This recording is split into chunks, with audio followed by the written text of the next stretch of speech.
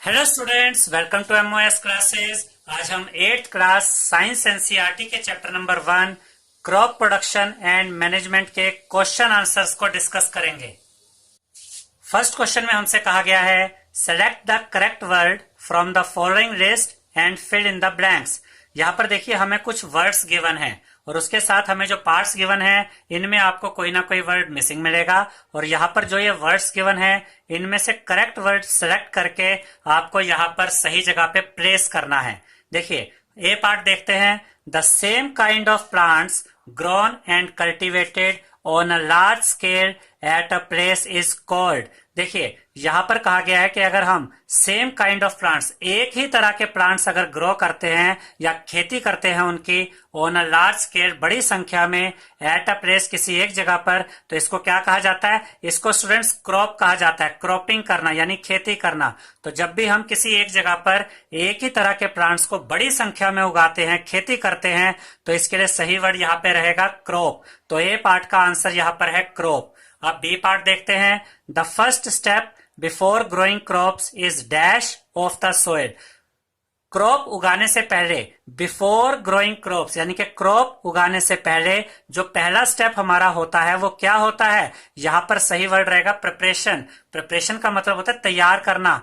किसको तैयार करना? किसको प्रिपेयर करना? सोइल को प्रिपेयर करना। तो यहां पर सही वर्ड है प्रिपेयर। तो देखिए स्टूडेंट्स, जब भी हम खेती शुरू करते हैं उससे पहले हम मिट्टी यानी जमीन को तैयार करते हैं, उसे खोदते हैं, उसे नरम बनाते हैं। तो यहां पर सही वर्ड है प्रिपरेशन। प्रिपरेशन मतलब तैयार करना। किसको प्रिपेयर करना? किसको तैयार करना? सोइल को तैयार करना।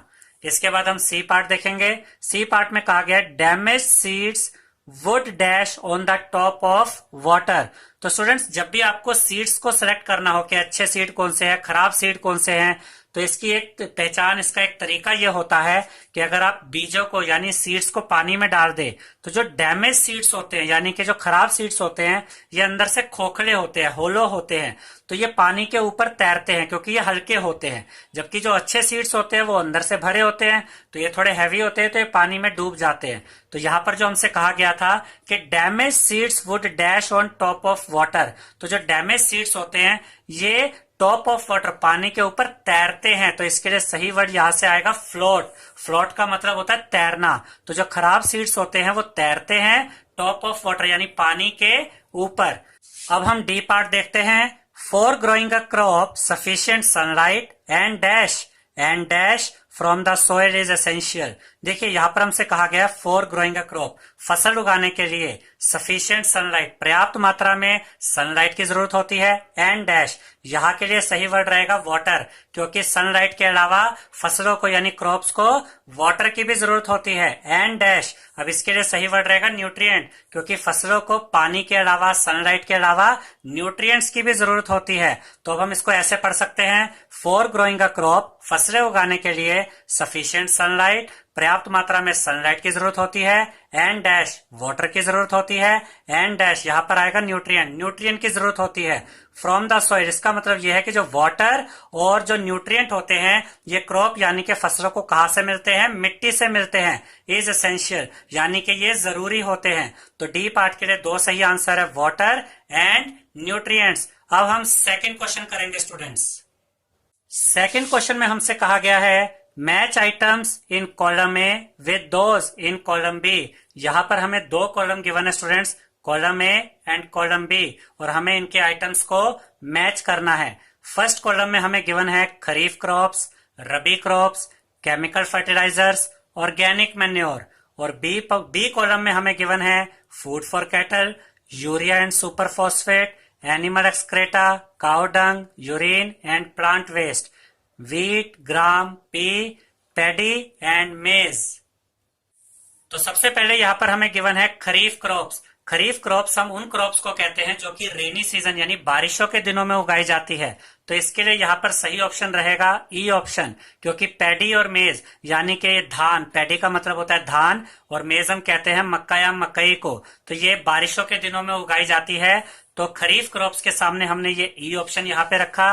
पैडी एंड मेज। इसके बाद है स्टूडेंट्स रबी क्रॉप्स। ये वो फसलें होती हैं जो विंटर्स में यानी सर्दियों के दिनों में उगाई जाती हैं। तो इसके लिए सही ऑप्शन रहेगा D option, wheat, gram and P. Wheat मतलब गेहूं, ग्राम चना, पी यानी के मटर। तो रबी क्रॉप्स के सामने हमने लिखा D, wheat, gram and P. और थर्ड नंबर पे गिवन है केमिकल फर्टिलाइजर्स। ये फर्टिलाइजर जो होते हैं स्टूडेंट्स, ये न्यूट्रिएंट प्रोवाइड करवाते हैं प्लांट्स को, क्रॉप्स को, लेकिन ये केमिकल से बने होते हैं। तो यहाँ पर इसके लिए सही ऑप्शन है B option, urea and super phosphate. Urea और सुपर फॉस्फेट दोनों ही केमिकल फर्टिलाइजर्स हैं।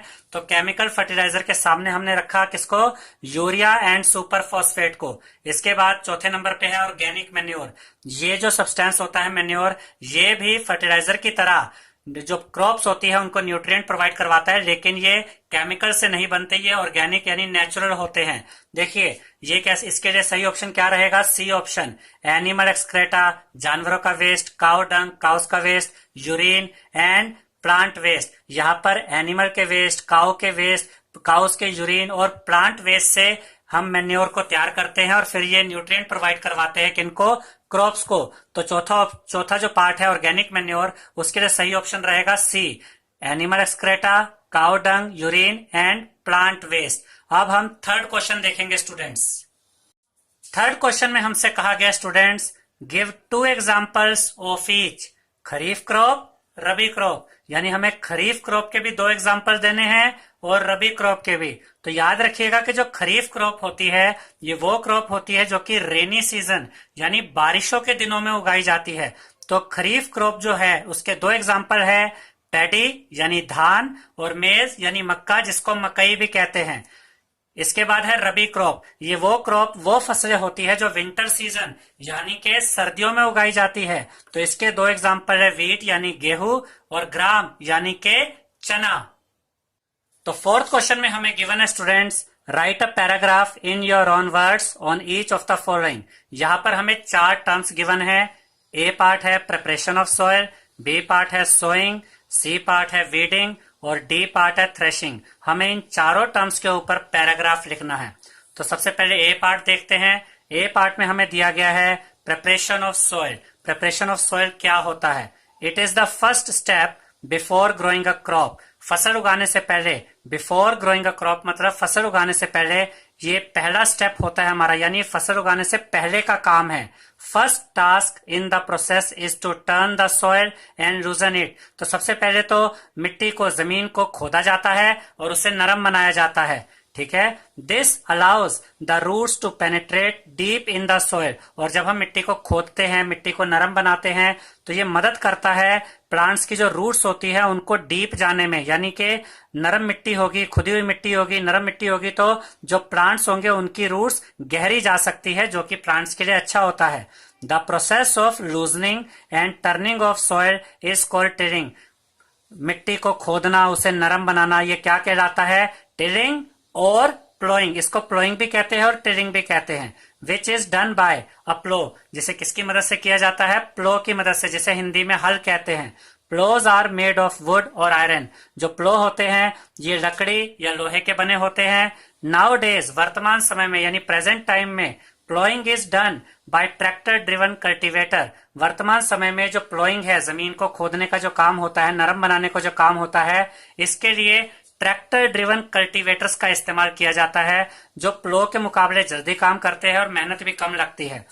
Turning and loosening of soil brings the nutrient rich soil to the top so that plants can use this nutrients. तो जब हम turning and loosening of soil करते हैं students, यानी कि हम मिट्टी को खोदते हैं, उसे नरम बनाते हैं, तो उससे क्या होता है, उससे जो जमीन के नीचे की तरफ जो न्यूट्रिएंट से भरी हुई मिट्टी होती है वो टॉप पर आ जाती है। देखिए यही यहाँ पर लिखा गया है, turning and loosening of soil brings मतलब ले आती है the nutrient rich soil, nutrient से भरी मिट्टी को टू द टॉप, ऊपर की तरफ, सो that plants can use this nutrients, जिससे कि प्लांट्स इन न्यूट्रिएंट्स का अच्छे से इस्तेमाल कर पाते हैं। अब हम बी पार्ट यानी कि सोइंग करेंगे। बी पार्ट में गिवन है स्टूडेंट्स सोइंग यानी कि बुआई, बीजों को बोना। It is the process of putting seeds in the soil. ये वो प्रोसेस होता है जिसमें सीड्स को डाला जाता है मिट्टी में। Seeds are sown in the field after ploughing, और सीड्स को कब बोया जाता है, कब डाला जाता है मिट्टी में? आफ्टर प्लोइंग, यानी मिट्टी को खोदने और नरम करने के बाद। A farmer needs to separate damage seeds from good ones. Farmers यानी किसानों को यह भी ध्यान रखना होता है कि उन्हें डैमेज सीड्स को गुड वंस यानी कि खराब सीड्स को अच्छे सीड्स से सेपरेट भी करना होता है, यानी अलग अलग करना होता है। The seeds should be sown at proper gaps and at proper depth, और यह भी ध्यान रखना होता है कि जो बीज बोए जाएं वो प्रॉपर गैप पर होने चाहिए और प्रॉपर डेप्थ यानी कि सही गहराई पर बोने चाहिए। Proper gap between seeds and proper depth in the soil ensures adequate sunlight, moisture, air and nutrients to the growing plants। और अगर सीड्स प्रॉपर गैप पे बोए जाते हैं और प्रॉपर गहराई यानी प्रॉपर डेप्थ पे बोए जाते हैं इन द सॉइल एंश्योर्स, तो ये इस बात को पक्का करता है कि एडेक्वेट यानी कि पर्याप्त मात्रा में मिलता है क्या? सनलाइट मिलेगी, मॉइस्चर मिलेगा, एयर मिलेगी और न्यूट्रिएंट मिलेगा टू द ग्रोइंग प्लांट्स, यानी उन बीजों में से जो प्लांट्स उगेंगे उनको पर्याप्त मात्रा में सनलाइट, मॉइस्चर यानी कि पानी, एयर यानी हवा और न्यूट्रिएंट मिलेंगे जो कि उनके लिए अच्छे रहते हैं। सी पार्ट में हमें गिवन है स्टूडेंट्स वीडिंग। वीडिंग क्या होता है? In a crop field many other unwanted plants may grow naturally along with the crop. जब हम खेती करते हैं, फसलें उगाते हैं, तो बहुत से अनवांटेड प्लांट्स नेचुरली अपने आप उगाते हैं क्रॉप के साथ। दीज आर कॉल्ड वीड्स, इन्हें हम वीड्स कहते हैं। Weeds are harmful for the crop. जो वीड्स होते हैं ये क्रॉप यानी फसलों के लिए हार्मफुल यानी हानिकारक होते हैं। ऐसा इसलिए होता है स्टूडेंट्स कि अगर वीड्स उगाते हैं तो ये जो फसलों को न्यूट्रिएंट, पानी, स्पेस और जो हवा मिलनी चाहिए ये उन क्रॉप के साथ उसके लिए compete करते हैं, और जो न्यूट्रिएंट और वाटर क्रॉप्स के अंदर जाना चाहिए ये उनको भी यूज करना शुरू कर देते हैं जो हमारी क्रॉप्स के लिए खराब होता है। Removal of weeds is called weeding, और रिमूवल ऑफ वीड्स यानी कि वीड्स को रिमूव करना, वीड्स को हटाना, यही वीडिंग कहलाता है। Weeds can be removed either manually by uprooting or cutting them close to the ground। देखिए यहाँ पर यह कहा गया कि वीड्स को रिमूव करने के लिए मैनुअल तरीके भी होते हैं, जैसे कि अपरूटिंग उखाड़ कर फेंक देना, और कटिंग दैम या फिर उन्हें काट देना क्लोज टू द ग्राउंड बिल्कुल नीचे की तरफ से, विद द हेल्प ऑफ खुरपी। किसकी मदद से?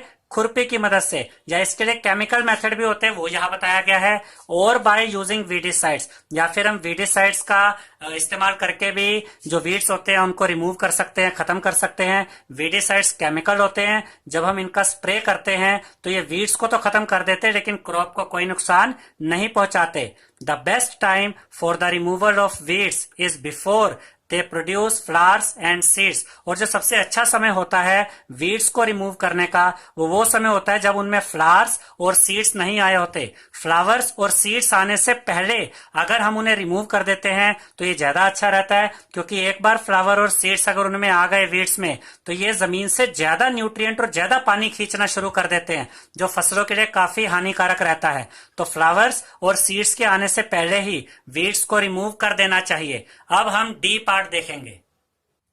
डी पार्ट में हमें गिवन है थ्रेशिंग। थ्रेशिंग क्या होता है? When the crop mature, जब फसल मेच्योर हो जाती है, फसल पक जाती है, they are cut, तो उन्हें काटा जाता है। This process is called harvesting, इसे कहते हैं हार्वेस्टिंग। और हार्वेस्टिंग के बाद होती है स्टूडेंट्स थ्रेशिंग। कैसे?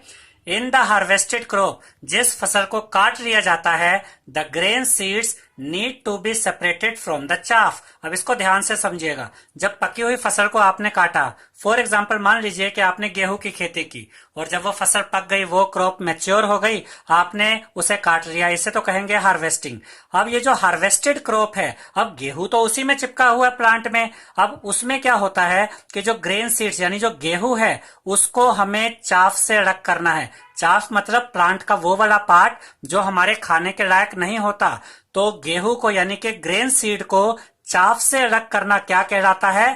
थ्रेशिंग कहलाता है। This process is called threshing. This is carried out with the help of a machine called combine. Threshing का जो प्रोसेस है ये एक मशीन के द्वारा किया जाता है जिसका नाम है combine, which is in fact a harvester as well as a thresher.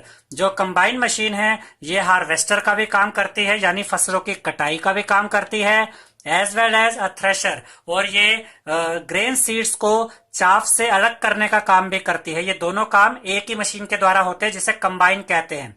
Farmers with small holdings of land, और ऐसे किसान जो छोटी जमीनों पे यानी कम मात्रा में खेती करते हैं, do the separation of grain and chaff, वो ग्रेन को चाफ से कैसे अलग करते हैं? बाय विनोइंग मशीन, वो ग्रेन को चाफ से अलग करने के लिए विनोइंग मशीन का इस्तेमाल करते हैं। फिफ्थ क्वेश्चन में हमसे कहा गया है explain how fertilizers are different from manure. हमें फर्टिलाइजर और मैन्योर में डिफरेंस बताने हैं। तो यहाँ पर एक चीज याद रखिएगा स्टूडेंट्स कि जो फर्टिलाइजर्स और मैन्योर होते हैं ये ऐसे सब्सटेंस होते हैं जो मिट्टी में यानी कि जमीन में जरूरी न्यूट्रिएंट प्रोवाइड करवाते हैं, जो क्रॉप्स के लिए यानी खेती के लिए, फसलों के लिए अच्छे होते हैं। यानी इन दोनों का काम तो एक ही है कि ये न्यूट्रिएंट प्रोवाइड कराते हैं क्रॉप के लिए, लेकिन इनमें जो डिफरेंसेस होते हैं वो अब हम पढ़ेंगे। Fertilizers are man made inorganic source, जो फर्टिलाइजर्स होते हैं ये मैन मेड होते हैं और केमिकल से बनते हैं। Manure is a natural substance obtained by the decomposition of cattle Dang and plant residues. जो मैन्योर होता है ये नेचुरल सब्सटेंस होता है, इसमें केमिकल्स का इस्तेमाल नहीं होता। ऑब्टेन्ड बाय यानी कैसे हासिल किया जाता है? obtained by the decomposition of cattle dung and plant residues, यानी कैटल के वेस्ट यानी एनिमल वेस्ट और प्लांट वेस्ट को डीकम्पोज करके यानी इन्हें सड़ा के। जब एनिमल वेस्ट और प्लांट वेस्ट को सड़ाया जाता है तो उससे मैन्योर बनता है। सेकेंड पॉइंट देखते हैं, fertilizers are prepared in factories. Fertilizers factory में बनते हैं। Manure can be prepared in the fields, जबकि जो मैन्योर होते हैं वो खेती की जमीन में ही बनाए जा सकते हैं। वहीं पर गड्ढे खोद के उसमें एनिमल वेस्ट और प्लांट वेस्ट को दबा दिया जाता है और जब वो सड़ जाता है तो उससे मैन्योर बनता है। Fertilizers are very rich in plant nutrients like nitrogen, phosphorus and potassium. जो फर्टिलाइजर होते हैं ये बहुत रिच होते हैं न्यूट्रिएंट्स में। इसका मतलब ये है स्टूडेंट्स कि मान लीजिए कि आपके फील्ड में, आपके खेत में किसी न्यूट्रिएंट की कमी हो गई, जैसे नाइट्रोजन की कमी हो गई, तो आप नाइट्रोजन का फर्टिलाइजर ला सकते हैं और उसको अपनी जमीन में डालेंगे तो न्यूट्रिएंट जो होगा, जो नाइट्रोजन की कमी हुई होगी वो उसमें जल्दी से पूरी हो जाएगी, क्योंकि जो फर्टिलाइजर आप लाएंगे वो भरा होगा यानी रिच होगा नाइट्रोजन से। ऐसे ही अगर फास्फोरस की कमी है तो फास्फोरस का फर्टिलाइजर लाइए, उसको डाल दीजिए मिट्टी में, वो फटाफट से उस कमी को पूरी कर देगा। ऐसे ही पोटेशियम भी अगर आपकी जमीन में कम हो जाता है, पोटेशियम का फर्टिलाइजर लाइए तो जो फर्टिलाइजर आप लाएंगे वो रिच होगा यानी भरा होगा पोटेशियम न्यूट्रिएंट से, ये उस कमी को भी फटाफट पूरी कर देगा। लेकिन मैन्योर में ऐसा नहीं होता। Manure is relatively less rich in plant nutrient. इसका मतलब यह है कि मैन्योर्स के अंदर एक ही तरह का न्यूट्रिएंट नहीं होता, इसमें हर तरह के न्यूट्रिएंट होते हैं लेकिन थोड़ी थोड़ी क्वांटिटी में होते हैं। अगर किसी एक कमी को आपको पूरा करना है तो उसमें मैन्योर बहुत अच्छे से काम नहीं कर पाएगा, क्योंकि ये धीरे धीरे काम करेगा और इसमें हर तरह का न्यूट्रिएंट थोड़ी थोड़ी क्वांटिटी में होगा, बहुत ज्यादा क्वांटिटी में नहीं होगा। चौथा पॉइंट देखते हैं, they can be harmful if used excessively. अगर फर्टिलाइजर्स को ज्यादा यूज किया जाए, एक्सेसिवली यूज किया जाए, तो ये हार्मफुल होते हैं, हानिकारक होते हैं सॉइल यानी मिट्टी के लिए भी और क्रॉप के लिए भी। जबकि मैन्योर के साथ ऐसा नहीं होता। They do not harm soil और क्रॉप। मैन्योर मिट्टी के लिए और क्रॉप यानी फसलों के लिए हानिकारक नहीं होते। आखिरी पॉइंट देखते हैं, पांचवा point, fertilizers do not provide any humus to the soil. देखिए इसको ध्यान से समझिएगा, जब फर्टिलाइजर मिट्टी में डाला जाता है तो ये क्रॉप के द्वारा फटाफट यूज कर लिया जाता है। फर्टिलाइजर्स जो है वो मिट्टी का पार्ट नहीं बनता। क्योंकि ये मिट्टी का पार्ट नहीं बनता तो हम कह सकते हैं कि फर्टिलाइजर्स मिट्टी में ह्यूमस को ऐड नहीं करता। फर्टिलाइजर्स में जो न्यूट्रिएंट होते हैं वो जैसे ही आप डालेंगे फर्टिलाइजर, वो न्यूट्रिएंट यूज हो जाएंगे क्रॉप के द्वारा और ये मिट्टी का पार्ट नहीं बनेगा। तो इसका मतलब ये मिट्टी में ह्यूमस ऐड नहीं करता। Manure provides a lot of humus to the soil. जबकि जो मैन्योर होते हैं ये बहुत सारा ह्यूमस प्रोवाइड कराते हैं मिट्टी के लिए। यानी कि जो मैन्योर होते हैं ये मिट्टी का एक पार्ट बन जाते हैं, मिट्टी के साथ बिल्कुल जुड़ जाते हैं और ये काफी लंबे समय तक क्रॉप को यानी फसलों को न्यूट्रिएंट प्रोवाइड करवाते हैं। अब हम क्वेश्चन नंबर 6 करेंगे। 6th क्वेश्चन में हमसे कहा गया है, व्हाट इज इरिगेशन? इरिगेशन क्या होता है? Describe 2 methods of irrigation which conserve water. हमें 2 ऐसे मेथड इरिगेशन के बताने हैं जिससे कि पानी को बचाया जा सकता है। कंजर्व वाटर मतलब पानी को बचाना। The supply of water to crops at regular intervals is called irrigation. समय समय पर अपने खेतों को पानी देना, क्रॉप यानी फसलों को पानी देना, खेतों को पानी देना क्या कहलाता है स्टूडेंट्स? इरिगेशन। यहाँ पर यह बात याद रखिएगा कि जो रेन वाटर होता है यानी बारिश होती है उसको हम इरिगेशन नहीं कहते। जो फार्मर्स, जो किसान अपने खेतों को खुद पानी देने का इंतजाम करते हैं उन्हें इरिगेशन कहा जाता है।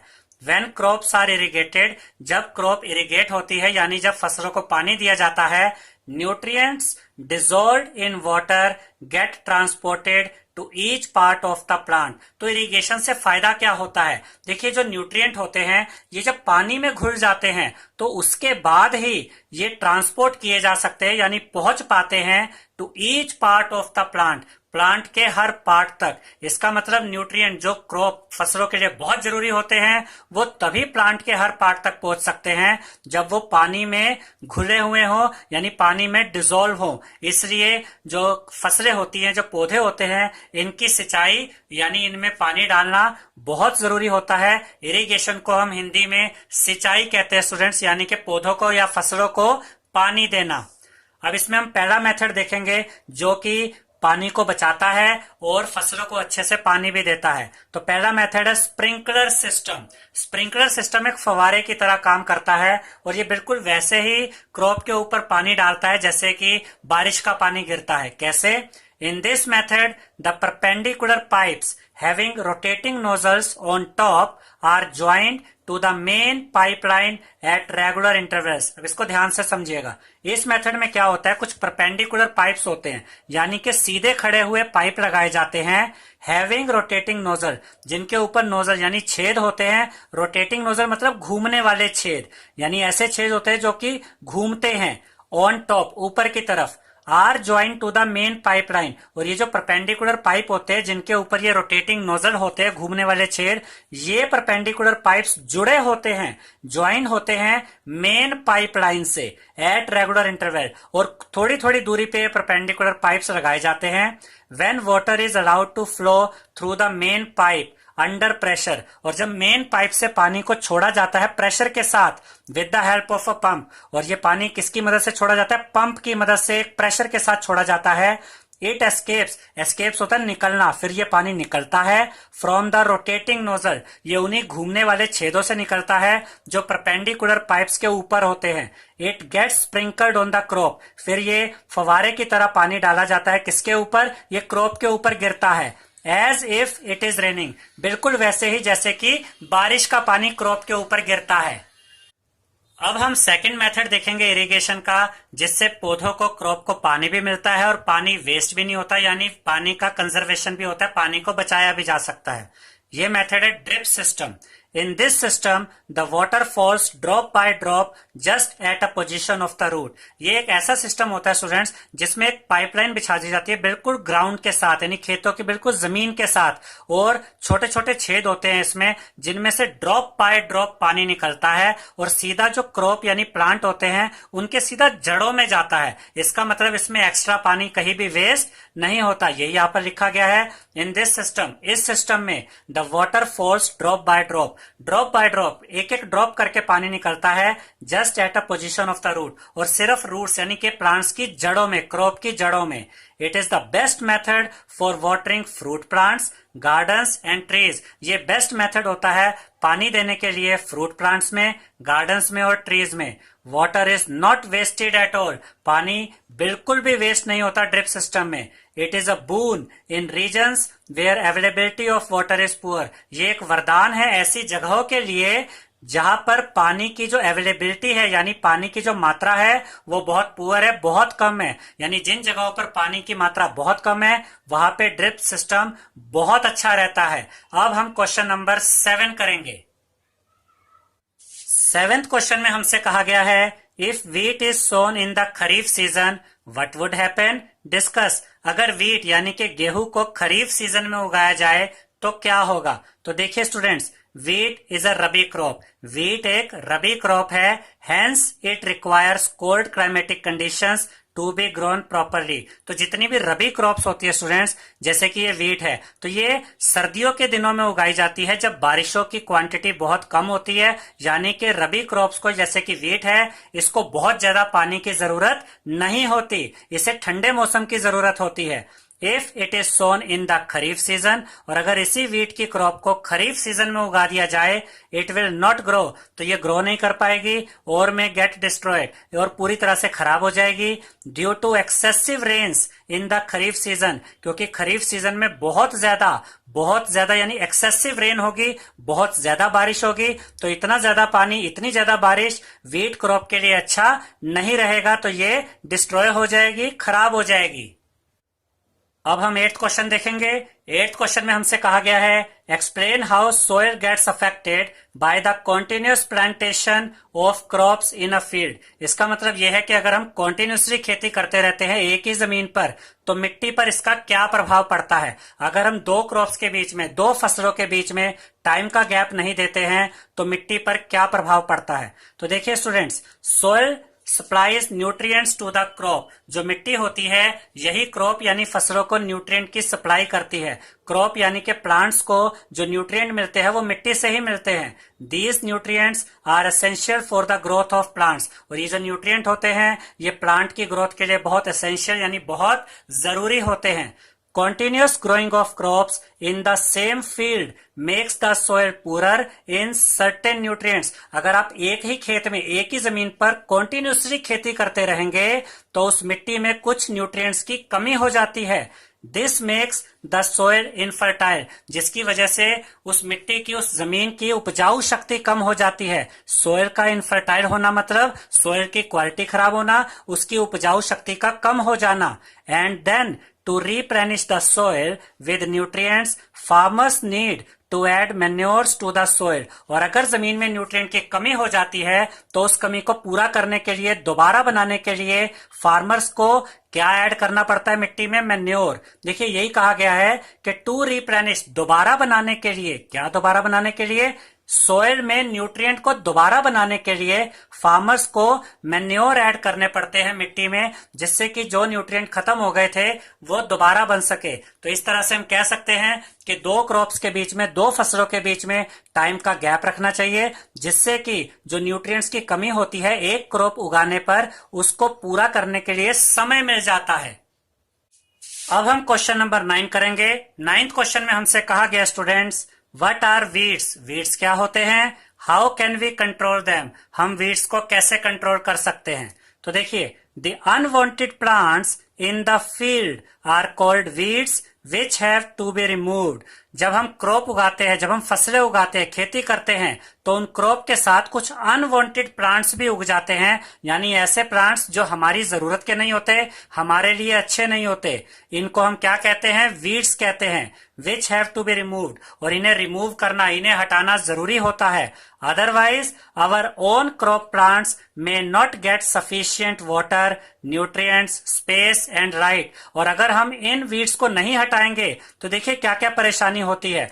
ये जो वीड्स होते हैं, ये जो मेन क्रॉप होती है, उसके साथ कंपटीशन करते हैं किस किस चीज के लिए? वाटर के लिए, न्यूट्रिएंट के लिए, स्पेस के लिए, लाइट के लिए। यानी जो वाटर, न्यूट्रिएंट, स्पेस यानी जगह, और जो लाइट क्रॉप को मिलनी चाहिए, उसको ये वीड्स भी यूज करना शुरू कर देते हैं। तो यही यहां पर लिखा गया है, which have to be removed, यानी इन वीड्स को रिमूव करना चाहिए।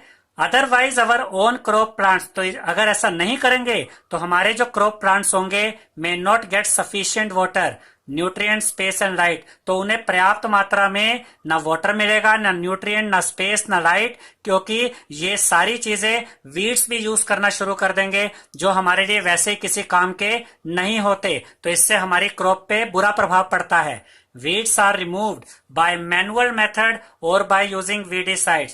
वीड्स को रिमूव करने के लिए मैनुअल मेथड भी होते हैं, और इनको वीडिसाइड्स यानी केमिकल्स की मदद से भी हटाया जा सकता है।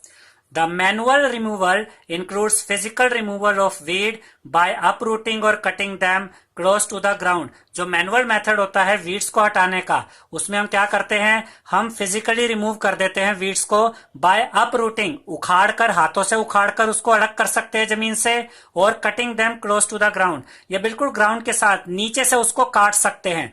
This is done with the help of a खुरपी, ये खुरपी की मदद से किया जाता है। इसके अलावा केमिकल मेथड भी होता है वीड्स को हटाने का।